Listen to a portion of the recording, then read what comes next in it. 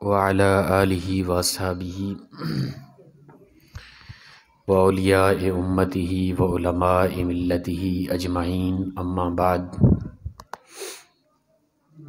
فاعوذ باللہ من الشیطان الرجیم بسم اللہ الرحمن الرحیم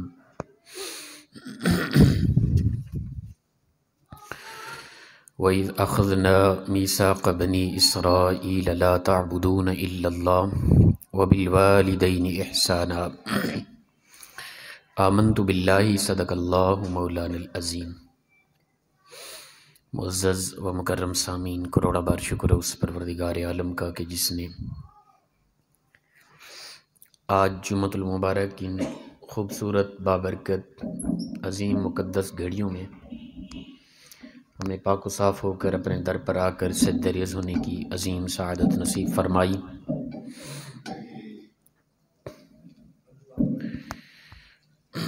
یاد رکھیں کہ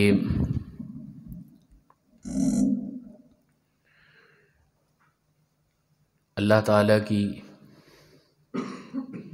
جتنا بھی مخلوقات ہیں ان کے آپس کے فردن تعلقات ہیں، اور تعلق کی بنیاد پہ ہر ایک کے الگ الگ حقوق ہیں، اور ان حقوق کو مکمل طور پہ نبھانا ہر ایک مخلوق کی فردن ذمہ داری ہے۔ تو اللہ تعالیٰ نے اسی طرح انسان پر کچھ ایسے لوازمات ہیں جو رکھ دیے ہیں، یعنی ان میں سے کچھ ایسے ہیں جو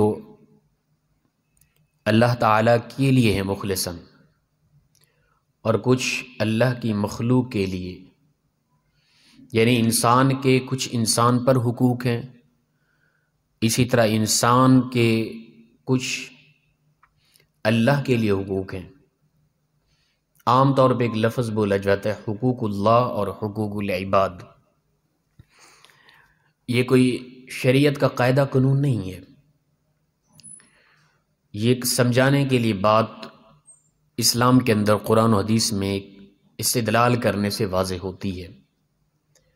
بلکہ یہ کوئی قانون شریعت یا اسلام کا کوئی خاص حکم نہیں کہ اللہ کے حقوق اور بندے کو حقوق الگ الگ کوئی خاص ایک معیاری طور پہ قاعدہ قلیہ اسلام نے نہیں عطا کیا، لیکن استدلال کرنے سے ایک قانون واضح ہوتا ہے، اور بات کو سمجھانے کے لیے آسانی پیدا کرنے کے لیے اس چیز کو واضح کیا گیا، حقوق اللہ اور حقوق العباد۔ حقوق اللہ اور حقوق العباد کی حقیقت یہ ہے کہ حقوق اللہ وہ باتیں، وہ چیزیں، وہ معاملات، وہ احکام جن کا محض اللہ سے تعلق ہے، یعنی اللہ کے لیے کیے جاتے ہیں کام، ہر جو اللہ کے لیے کیا جاتا ہے وہ خاص نیکی ہوتی ہے۔ اور دوسرے وہ ہیں حقوق العباد جن کا بندوں سے تعلق ہے، وہ انسان کے آپس کے تعلقات ہیں، لین دین ہیں، معاملات ہیں، شرعی احکام جو بھی ہیں، ان کو حقوق العباد کہا جاتا ہے۔ اللہ کے حقوق میں سے سب سے پہلا جو حق ہے نا حقوق اللہ میں، وہ ہے کہ اللہ کے ساتھ کسی کو شریک نہ ٹھہرانا، اللہ کو ہی معبود سمجھنا اللہ کا سب سے بڑا حق ہے۔ یہ حقوق اللہ میں سے سب سے بڑا حق، پہلا حق یہی ہے کہ اللہ کے سوا کسی کو عبادت کے لائق نہ سمجھنا، یہ سب سے پہلا حق ہے۔ اگر انسان شرک کرتا ہے، اللہ کے سوا کسی کو معبود سمجھتا ہے، تو اس کے علاوہ کوئی بھی نیکی ہے حقوق العباد کے حوالے سے ہے یا حقوق اللہ کے حوالے سے، وہ قابل قبول نہیں ہے۔ ایک انسان ہے مشرک ہے وہ، لیکن وہ لوگوں کا تعاون کرتا ہے، ظاہراً وہ ماں باپ سے بڑا پیار محبت رکھتا ہے، قریبی ہمسایوں کا وہ خیال رکھتا ہے، دھیان رکھتا ہے مکمل طور پہ، یعنی ایک اچھا انسان ہے، ظاہراً انسان ہونے کے ناطے وہ اچھا ہے، لیکن ہے مشرک، اس کی وہ اچھائی قابل قبول نہیں ہے۔ سب سے پہلا بنیادی اللہ کا حق وہ یہ ہے کہ اللہ کے سوا کسی کو معبود نہ سمجھنا، یہ پہلا بنیادی حق ہے۔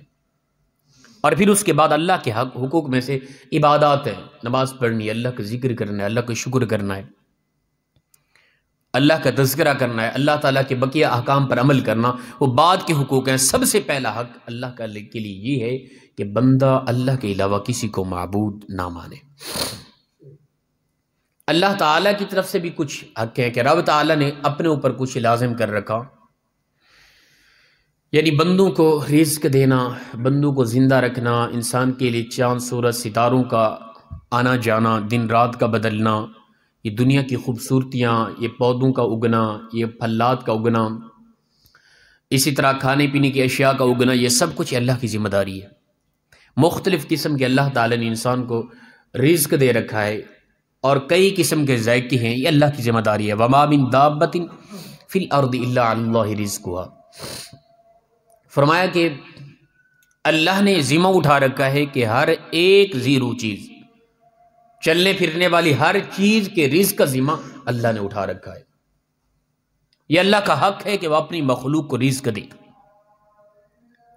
اب کوئی اس کی عبادت کرے یا نہ کرے وہ رزق دے گا، کوئی اس کی مانے یا نہ مانے پھر بھی وہ رزق دے گا، کوئی اس کے ساتھ شرک بھی کرتا رہے تب بھی وہ اس کو رزق دے گا، اس کا رزق بند نہیں کرے گا۔ اسی طرح اس نے ہمیں زندہ رکھا ہوا ہے، ہماری سانس چل رہی ہے، ہم چل پھر رہے ہیں، کھا پی رہے ہیں، ہمارا ذہنی توازن ٹھیک کام کر رہے ہیں، ہم بول چال رہے ہیں، ہم دیکھ رہے ہیں، سب کچھ ٹھیک ٹھاک چل رہا ہے، ہم اس کی نافرمانی کریں، اس کا یہ حق ہے کہ وہ ہمیں صحت مند رکھے۔ اگر وہ کوئی بیماری ہمارے جسم میں پیدا کر دے تب بھی حق ہے، یہ ٹھیک ہوگا، غلط نہ ہوگا، اس کی مخلوق ہے، اس کی تخلیق ہے، وہ جو چاہے اپنی تخلیق میں رد و بدل کرے، اس سے کوئی پوچھنے والا نہیں ہے۔ لیکن انسان اس کی نافرمانی کی جا رہا ہے، کچھ بھی کیے جا رہا ہے، پھر بھی انسان کی سانس بھی چل رہی ہے، انسان کا ذہنی توازن بھی ٹھیک ہے، انسان چل پھر بھی رہا ہے، انسان کے لیے ہوائیں فضائیں خوبصورتیاں بھی ہیں، سب کچھ وہ مہیا کر رہا ہے، اس لیے اس کی یہ ذمہ داری ہے، اس نے ذمہ اٹھا رکھا ہے۔ لیکن اس کے برعکس انسان نے جو اللہ کے حقوق ادا کرنے تھے وہ کس طرح ادا کر رہا ہے؟ وہ نہیں کر رہا۔ اگر ادا کر رہا ہے تو رب تعالیٰ نے پھر انسان کے لیے صلہ انسان کو دینا ہے، وہ جنت ہے۔ اگر انسان اللہ کے حقوق کو ادا نہیں کر رہا تو پھر رب تعالیٰ نے مرنے کے بعد انسان سے پھر پوچھنا ہے، اِنَّ بَطْشَ رَبِّكَ لَشَدِيدٌ، اس کی پھر پکڑ بڑی سخت ہے۔ اس نے تخلیق کیا اور انسان کو حکم دے دیا، انسان میرا یہ حق ہے، میں تجھے کہہ رہا ہوں، اس پر عمل کرنا ہے، تو نے نہیں کرے گا تب بھی میں تجھے حق دیتا رہوں گا، اپنا تجھے رزق بھی دیتا رہوں گا، تیری سانسیں بھی چلتی رہیں گی، تو عیش و عشرت کی زندگی بھی جیتا رہے گا، تجھے عزت و وقار بھی عطا کروں گا، تو چاہے میرے ساتھ شرک بھی کرتا رہے تب بھی میں تجھے کچھ نہیں کہوں گا۔ لیکن مرنے کے بعد اگر تیری زندگی خراب ہوئی، میرے احکام کے برعکس چلتا رہا، پھر تیری پکڑ ہوگی۔ اگر تو اچھی زندگی گزار گیا پھر تیری خوشخبری ہے، تیرے لیے جنت کی، اس کے نیچے نہریں جاری ہیں، آرام و سکون کی بھی تیری زندگی ہے۔ تو حقوق اللہ کے حوالے سے ہم اس لحاظ سے ہم توجہ کریں کہ رب تعالیٰ مجھے اور آپ کو کس قدر عزتیں عطا کر رہا ہے، کس قدر ہمیں رزق عطا کر رہا ہے، کس قدر آرام و سکون ہے زندگی کے اندر۔ حدیث مبارکہ فرمایا کہ جب بھی تمہارے دل میں اللہ کی تقسیمات پر اعتراض آنا شروع ہونا تو اپنے سے نیچے والے لوگوں کو دیکھیں، اوپر والوں کو نہ دیکھیں، ٹھیک ہے نا؟ کوئی بھی بندہ نہیں ہے کہ جو دیکھے اور وہ محسوس کرے کہ مجھ سے زیادہ کوئی غریب نہیں، ایسا نہیں ہوگا۔ ہر ایک سے زیادہ غریب ضرور نظر آئے گا نیچے، وہ بیمار ہے، وہ کسی مرض میں مبتلا ہے، وہ کسی پر انسان اپنے نیچے والوں کو دیکھے، اللہ کا شکر ادا کرنے کا ایک موقع ملے گا انسان کو۔ تو حقوق العباد، حقوق اللہ انسان اگر بہترین انداز میں ادا کرنا چاہتا ہے تو اللہ کی عطاؤں کی طرف دیکھتا رہے کہ رب نے مجھے کیا کچھ عطا کر رکھا ہے۔ وہ چاہے اسی لمحہ میری سانس روک دے، ممکن ہے یہ۔ وہ چاہے کہ میں تندرست ہوں، ایک لمحے میں کئی بیماریاں یکدم میرے جسم میں پیدا کر دے، کیا کر سکتا ہوں؟ وہ چاہے کہ میری زبان سے مختلف کھانوں کی مختلف لذتیں ذائقے مجھ سے چھین لے، کیا کر سکتا ہوں؟ وہ جب چاہے، جو چاہے، جس طرح چاہے، ایک لمحے سے بھی پہلے وہ کر سکتا ہے، لیکن اس نے ذمہ اٹھا رکھا ہے میرے بندے تجھے وقت دے رہا ہوں، مہلت دے رہا ہوں، تو جو چاہے کرتا رہے، یہ میرا حق ہے، اگر تو نے ادا کیا پھر تیرے لیے جنت ہے، نہیں تو پھر تیری پکڑ ہوگی۔ حقوق العباد، حقوق اللہ اور حقوق العباد کے حوالے سے کون سا حق زیادہ فوقیت رکھتا ہے، یہ ہمارے ہاں ایک مسئلہ ہوتا ہے۔ ہم سمجھتے ہیں کہ حقوق العباد جو ہے نا وہ زیادہ فوقیت رکھتا ہے، ہمارے ہاں ہوتی ہے گفتگو ہو رہی ہوتی ہے، کوئی نہیں جی حقوق اللہ کا کوئی مسئلہ نہیں ہے، حقوق العباد کو پورا کرتے رہو، حقوق اللہ اپنا حق معاف کر دے گا۔ یہ غلط تصور ہے، یہ غلط سوچ ہے ہماری۔ کیوں؟ اس لیے کہ اللہ کا حق سب سے پہلا کون سا ہے کہ اللہ کے علاوہ کسی کو معبود نہ ماننا، اللہ کو معبود ماننا یہ اللہ کا حق ہے۔ ایک بندہ ہے وہ کہے کہ اللہ کا حق ادا کرنے کی خاص ضرورت نہیں، وہ معاف کر دے گا، وہ شرک کرتا رہے، باقی حقوق العباد پورے ادا کرتا رہے، دیکھ لیں کہ کیسے بچ پاتا ہے وہ۔ اللہ کے حقوق فوقیت رکھتے ہیں، یاد رکھیں اللہ کا حق سب سے پہلے ہے، رب تعالیٰ کا حق سب سے پہلے، انسان کے حق بعد میں ہے۔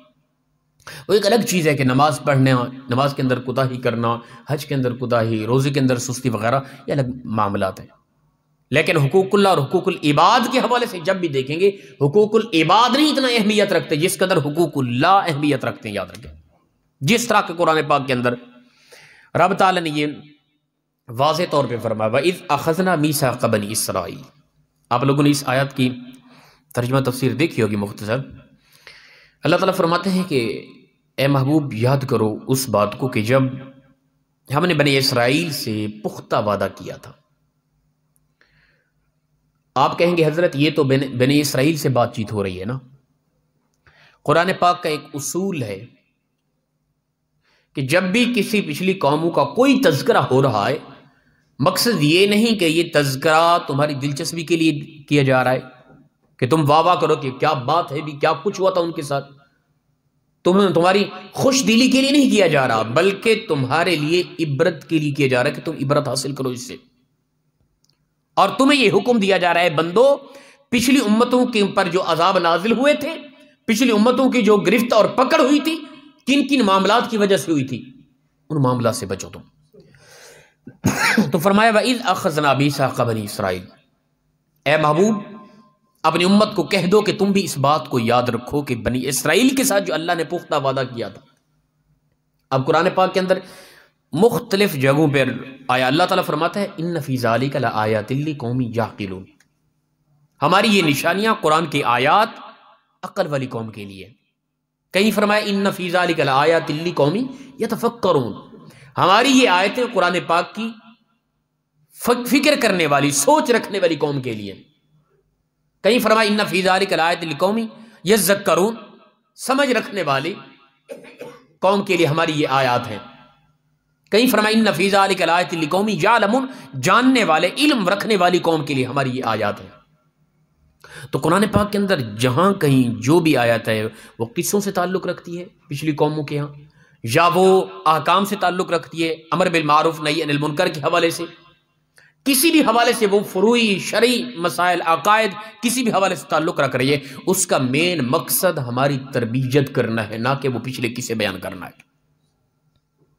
تو اللہ تعالیٰ فرماتا ہے وَإِذْ أَخَذَ اللَّهُ مِيثَاقَ النَّبِيِّينَ، اے محبوب یاد کرو اور اپنی امت کو یاد دلاؤ، اپنی امت کو کہو کہ یہ تذکرہ کیا کرو۔ کیا تذکرہ؟ یہ صرف ان کے لیے احکام نہ تھے، ہم پر بھی یہ احکام لازم کر دیے گئے۔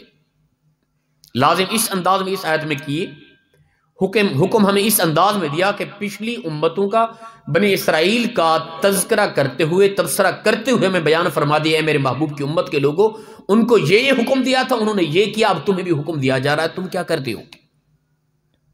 اللہ نے بنی اسرائیل سے پختہ وعدہ کیا تھا، کیا لا تعبدون الا اللہ، کہ نہ عبادت کرو گے تم مگر اللہ کی۔ سب سے پہلا بنیادی حکم اللہ کا حق ہے، وہ کیا کہ اس کے علاوہ کسی کی عبادت نہیں کرو گے، اس کے ساتھ کسی کو شریک نہیں ٹھہراؤ گے۔ حقوق اللہ اور حقوق العباد کے حوالے سے فوقیت رکھنے والا حق اللہ کا ہے۔ اگر کوئی بندہ شرک کرتا ہے، باقی وہ تمام حقوق ادا کیے جا رہے اس کے تمام حقوق رد کر دیے جائیں گے۔ ان الشرک لظلم عظیم، سب سے بڑا ظلم انسان جو اپنے اوپر کرتا ہے وہ اللہ کے ساتھ شرک کرنا ہے۔ کیوں؟ اس لیے شرک کرنے والے کو کبھی جہنم سے آزاد نہیں کیا جائے گا۔ دنیا تو مختصر ہے، انسان کیا کچھ کر رہا ہے، شرک نہیں کر رہا اس کا بچاؤ ہے، وہ ان قریب ایک دن آئے گا، سزا ملنے کے بعد جنت میں داخل ہو جائے گا۔ اگر وہ شرک کرتا رہا، اللہ کے ساتھ کسی کو شریک ٹھہرایا، تو پھر اس کا جہنم سے نکلنے کا کوئی حل نہیں ہے، پھر وہ ناکام رہا، خسارے میں رہا، نامراد رہا ہمیشہ دنیا اور آخرت میں۔ تو سب سے پہلا حق اللہ کا شرک نہیں کرنا۔ ان الشرک لظلم عظیم، فرمایا بے شک شرک سب سے بڑا ظلم ہے جو انسان اپنے اوپر کرتا ہے۔ شرک سے بچنا ہے ہر حوالے سے۔ شرک کیا چیز ہے؟ اللہ کی ذات یا صفات میں کسی کو شریک کرنا، ٹھیک ہے نا؟ اللہ کی ذات میں یا صفات میں، اللہ کی کوئی بھی صفت ہے اس کے ساتھ کسی کو شریک کرنا، اس کو شرک کہتے ہیں۔ اب خدا تعالی حی ہے، زندہ ہے، زندہ میں آپ بھی ہیں۔ ایک اعتراض بنتا ہے، حضرت آپ نے یہ تعریف کر دی، ذات و صفات میں شریک کرنے والا مشرک ہو جاتا ہے۔ اللہ حی زندہ ہے، میں اور آپ بھی زندہ ہیں۔ اللہ سمیع ہے، سننے والا ہے، میں اور آپ بھی سن رہے ہیں۔ اللہ بصیر ہے، دیکھنے والا ہے، میں اور آپ بھی دیکھ رہے ہیں۔ تو یہ تو ایسے اوصاف صفتیں آ رہی ہیں جو اللہ تعالیٰ کے ہاں پائی جا رہی ہیں اور انسان میں پائی جا رہی ہیں۔ رب تعالیٰ سمیع و بصیر حقیقتاً ہے، ہمیں مجازی طور پہ عطا کی گئی سماعت و بصارت، اس کو سماعت و بصارت کسی نے عطا نہیں کی۔ ہمارا دیکھنا محدود ہے، اس کا دیکھنا اور سننا لامحدود ہے۔ کوئی کائنات کا ذرہ کہیں بھی ایسا نہیں ہے جو اس کی نظر سے دور ہو، کائنات کا ذرہ ذرہ ایک طرح کا اس کے بالکل سامنے ہے، یاد رکھیں۔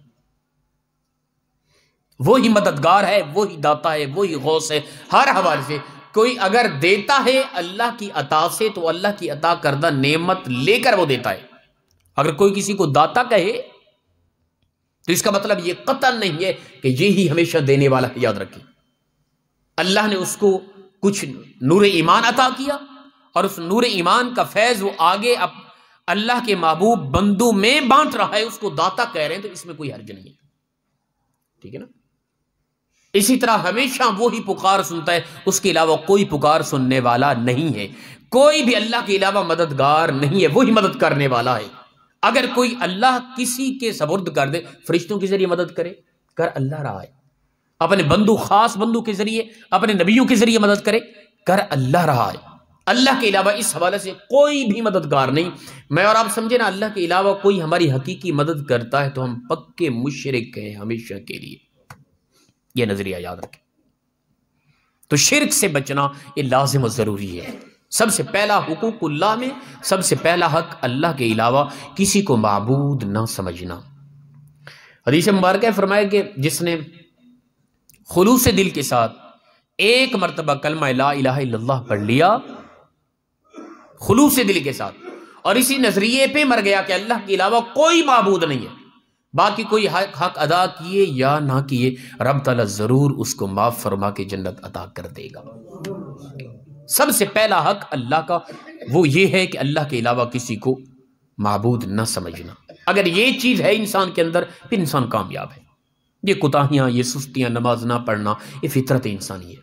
آپس کے جھگڑے، یہ بھی ہو رہا ہوتا ہے بعض اوقات کہ انسان کا حق بالکل اپنا حقوق العباد میں سے کوئی چیز معاف نہیں ہوگی، یہ ٹھیک ہے، یہ بھی ایک اصول ہے، لیکن یہ بھی ممکن ہے کہ معاف ہو جائے۔ شرک ناممکن ہے کہ رب تعالیٰ معاف کر دے، ٹھیک ہے نا؟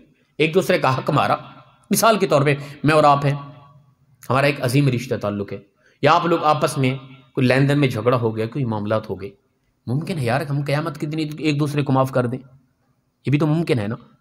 اگر ہم ایک دوسرے کو معاف کر دیں گے تو حقوق العباد کے حوالے سے رب تعالیٰ بھی ہمیں معاف کر دے گا۔ لیکن شرک جو کرتا رہا، اللہ کے ساتھ کسی کو شریک ٹھہرا کسی حوالے سے، صفات و ذات کے حوالے سے، تو اس کو قطعاً کسی حوالے سے معافی نہیں ہے۔ وہ چاہے سخی رہا، وہ حسن اخلاق تھا اس کے اندر، وہ اچھا سے اچھا انسان تھا، لیکن ہلکا سا شرک کرتا تھا، اس کی قطعاً معافی نہیں ہے۔ تو سب سے پہلے حقوق اللہ ہے، حقوق العباد نہیں ہے۔ حقوق اللہ میں سب سے پہلا اللہ کا حق یہ ہے، اللہ کے علاوہ کسی کو معبود نہ ماننا۔ اللہ کو وحدہ لا شریک ماننا سب سے پہلا حق، بنیاد یہی ہے۔ پھر اس کے بعد جتنا بھی حقوق آ رہے ہیں، حقوق اللہ سمجھیں یا حقوق العباد سمجھیں، وہ حقوق اللہ یا حقوق العباد ہوں، اللہ کے حق میں ہی آ رہے ہیں، کیونکہ اذن الہی ہے، وہ اللہ کا وہ حکم ہے۔ تو فرمایا لا تعبدون الا اللہ، سب سے پہلا حکم تمہارے لیے یہ ہے کہ تم نہ عبادت کرنا مگر اللہ کی، اللہ کے علاوہ کسی کی عبادت نہ کرنا۔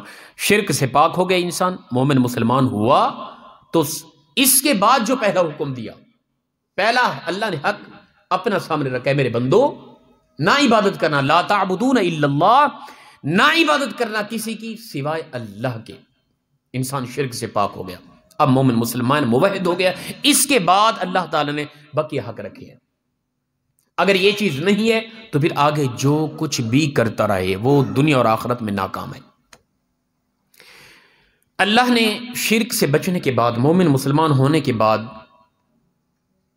حقوق العباد میں سے ایک تذکرہ کیا۔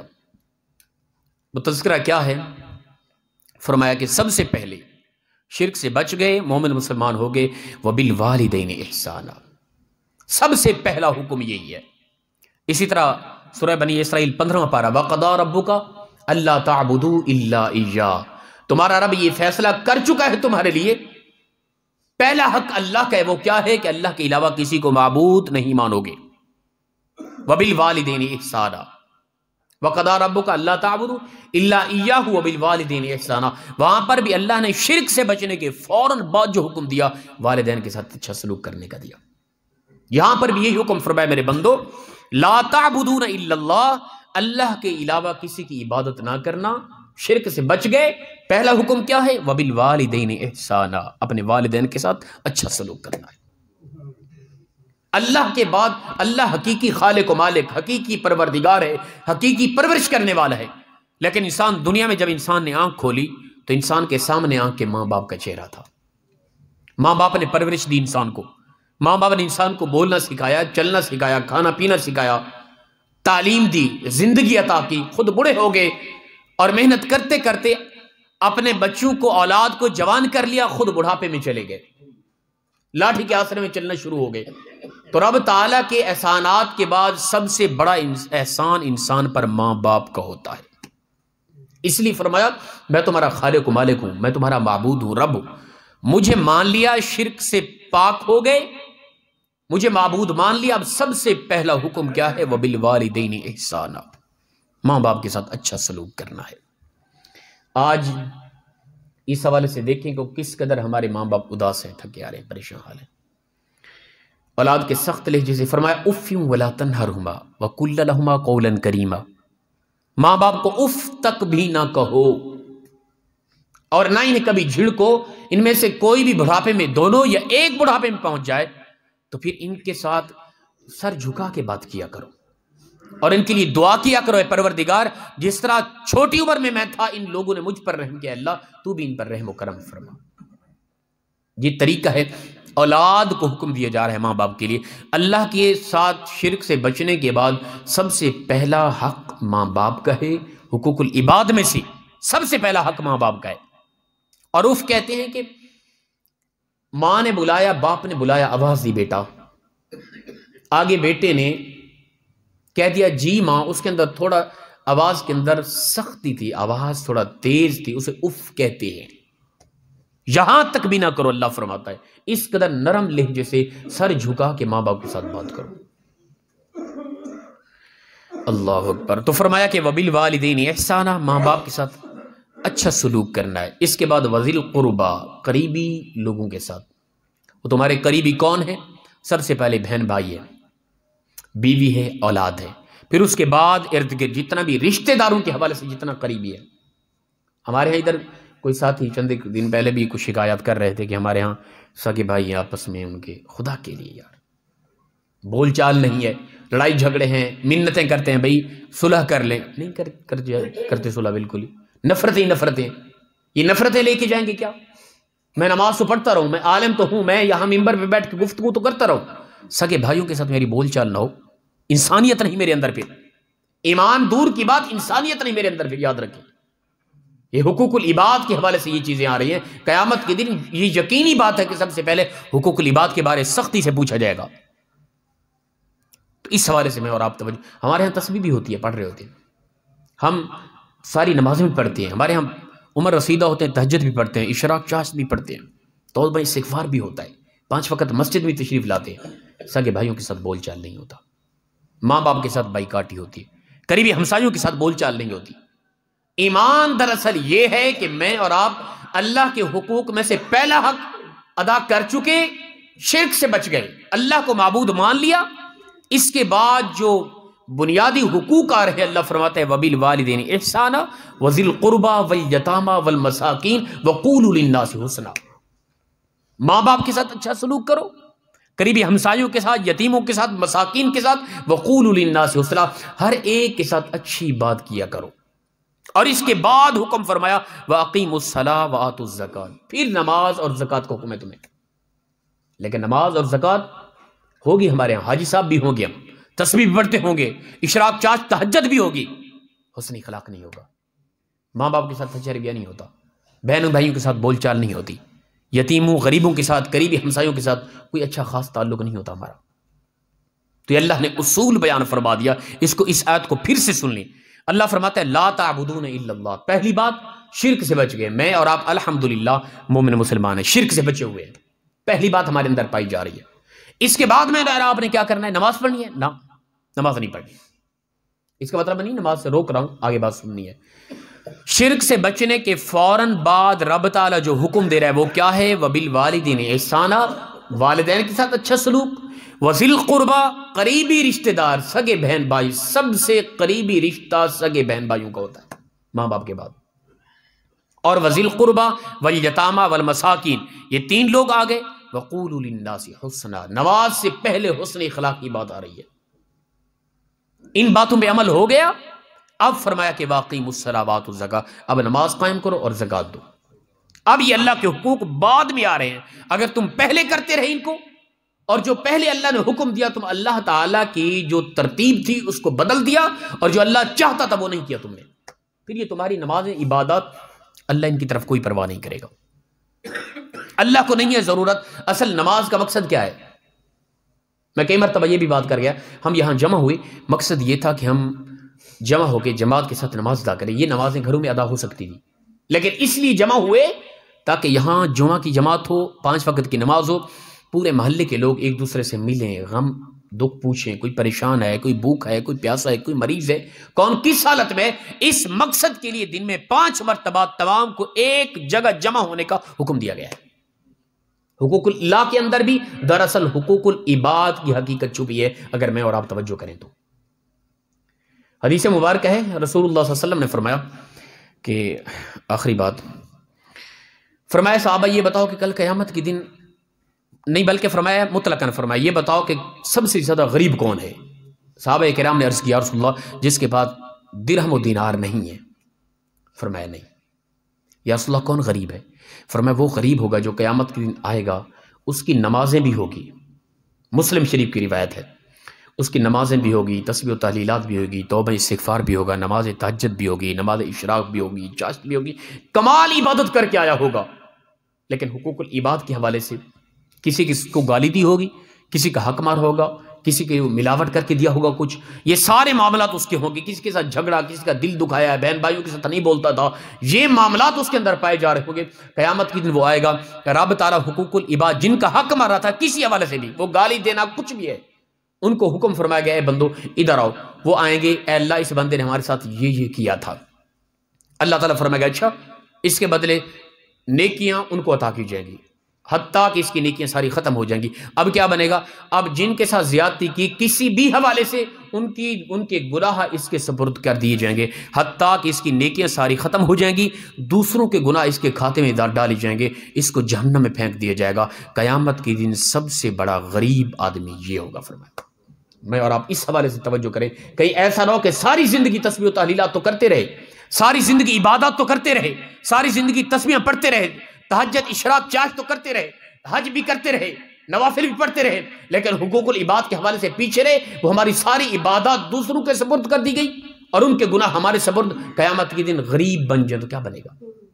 اس حوالے سے عمل کریں. اللہ پاک ہم سب کو مخلصانہ انداز میں عمل کی توفیق عطا فرمائے. وآخر دعوانا الحمدللہ.